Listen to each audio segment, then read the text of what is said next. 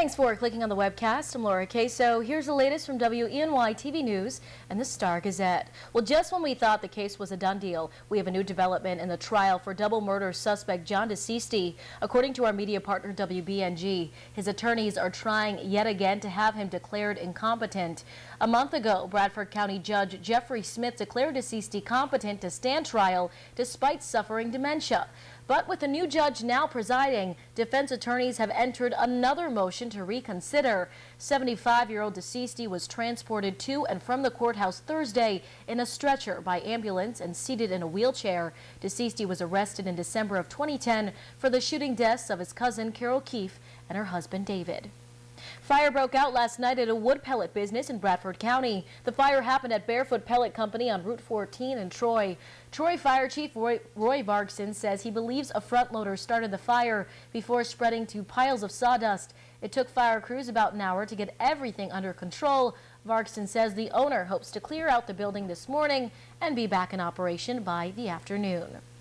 Well, the New York man killed by police after a shooting rampage that left 4 people dead was a mystery in the village of Herkimer. People in and around Herkimer describe 64-year-old Kurt Myers as a virtual stranger to his neighbors and a man of very few words.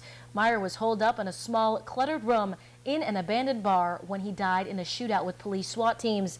State Police Superintendent Joseph D'Amico says Myers fired through a first-floor door after troopers and FBI agents entered around 8 Thursday morning, killing an FBI K-9 sent into the room. Fire was returned and exchanged with the gunman from one of the tactical teams, and at that time the male, Kurt Myers, was shot and killed inside the location.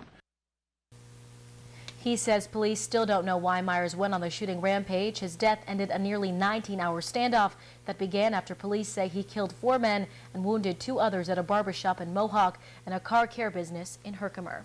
All right, hopefully in the lighter news here from John. Here's your forecast, John. Yeah, it is a lot lighter. In fact, we're talking about a very light rain-snow mix coming in the afternoon with any kind of accumulation mainly confined to the grassy surfaces across some of the higher hilltops, and it is just that, a very light mixed bag. We're looking for a cool St. Patty's Day weekend. Average highs this time of year in the low 40s.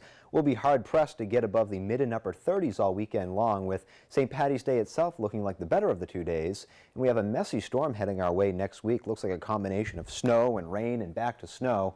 Something we'll have to keep an eye on for you over the weekend as it looks to start sometime during Monday afternoon. As for today, you started off with sunshine, and then we're going to watch the system drop out of Canada. It's a quick mover, and it's very light. It's just going to bring us some very light rain-snow mix with, again, any kind of slushy accumulation under an inch across some of the higher hilltops, mainly across the Finger Lakes and across northern Steuben County as well, where we have some of our higher hills. We head in towards your day on Saturday, and we're going to start it off mainly cloudy. We may see a few breaks of sun, and we've been talking about this quick moving system, another one that's going to be heading our way all week, and here it goes, mainly to the south. Northern tier, you have the best chance at seeing a couple of flurries. After you get north of about Elmira, I think you just deal with a cloudy to mostly cloudy sky. And then Sunday is looking nice. St. Patty's Day, you're out celebrating, enjoy it. Temperatures will be in the mid-30s, and we'll have some sunshine out there as well. Here's a look at your interactive Sky Tracker 7-day forecast. You know, the weekend, okay, especially Sunday, but there's that messy storm that takes us into spring. That's your forecast. Here's Laura. All right, thanks, John. For the latest news, weather, and sports, be sure to watch WENY-TV News at 5:30, 6, and 11. And don't forget to pick up a copy of today's Star-Gazette. I'm Laura Queso. Have a great day and a great weekend.